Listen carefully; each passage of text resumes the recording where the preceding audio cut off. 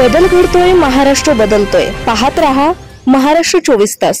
शिरूर हवेलीमध्ये अशोक बापू चालणार नाही हे लक्षात आल्यानंतर अशोक पवार उमेदवार असून सुद्धा त्यांचा फोटो असलेला बॅनर काढून त्या ठिकाणी फक्त शरद पवार यांचा फोटो असलेला बॅनर टाकून सहानुभूती मिळवण्याचा हा केवळ वाना प्रयत्न आहे, अशी टीका या ठिकाणी विरोधी पक्षाकडून होत आहे।